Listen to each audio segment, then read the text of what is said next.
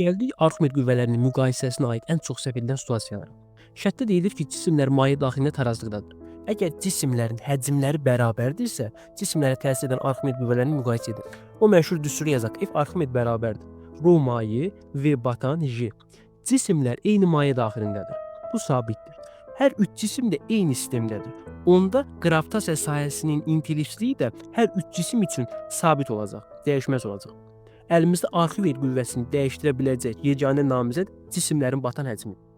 Bu cisim maye daxilində tam batmayıb. Həcminin müəyyən bir hissəsi çöldədir. Tam həcmi ixtiyari olaraq 10 kubmetrdirsə, batan həcmi 10 kubmetrdən daha kiçik olacaq. Məsələn 5 kubmetr. Onda Arximed qüvvəsi bu şəkildə yazılacaq. Bu cisim isə tam maye daxilindədir. Yəni batan həcmi tam həcminə bərabərdir. Bu cismə təsir edən Arximed qüvvəsi bu cür hesablanacaq. Bu cisimdə həmçinin.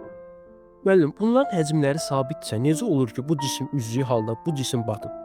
Cisimlərin sadəcə həcmləri bərabərdir. Ağırlıqları fərqlidir, yəni sıxlıqları fərqlidir. Məsələn, bu plastikdəndirsə, bu dəmirdən. Cisimlər şəkildəki kimi tarazlıqdadır. Əgər bu cisimlərin kütlələri bir-birinə bərabərdirsə, cisimlərə təsir edən Arximed qüvvələrini müqayisə edin. Yenə məni xilas edəcək odur. Cisimlər maye daxilində tarazlıqdadır. Tarazlıq şərtini xatırla. Cisimlərə təsir edən qüvvələr bir-birini tarazlaşdırmalıdır. Bu cisim yuxarı doğru bir F Arximed qüvvəsi təsir edirsə, aşağı doğru onu tarazlaşdıracaq bir qüvvə lazımdır. Əlimdə yeganə namizəd ağırlıq qüvvəsidir. Müəllim, bəs bayaq niyə bunu nəzərə almadıq? Çünki mən onların kütlələrini bilmirdim. Amma bunların kütlələri mənə verildi. Cisimlər tarazlıqdadır. Hər üç cisim üçün də tarazlıq şərtini yaz. Müəllim, bu cisim tarazlıqdadır. Birinci cisim üçün tarazlıq şərtini birincinə yazaram. Yuxarı doğru bir dənə F Arximed var, aşağı doğru təsir edən qüvvə sadəcə ağırlıq qüvvəsidir. F Arximed bərabərdir mg olacaq.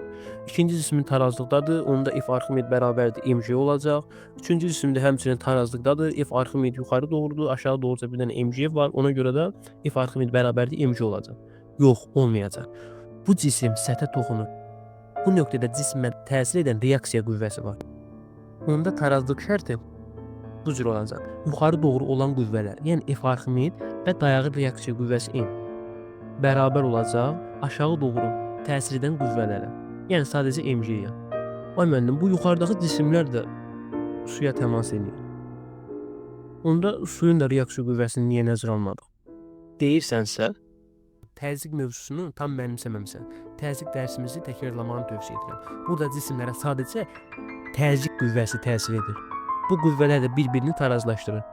Dərs izləyəndə rojihəşin nə olduğunu, bu qüvvənin sadəcə dərinlikdən, yəni hündürlükdən asılı olduğunu öyrənəcəksən. Nə demək istədiyimi onu da anlayacaqsın.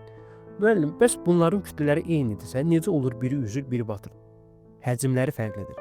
Professor Edward'ın apardığı təcrübə kütlələri bir-birinə bərabər olan fərqli həcmlərdə iki metal kürə var. Bu kürələrin birincisi üzdüyü halda ikinci kürə batır. Kütlələri eyni olsa da həcmləri, başqa sözlə sıxlıqları fərqlidir. Tonlarca ağırlıqdakı gəmilərin üzmə prinsipi də buna əsaslanır.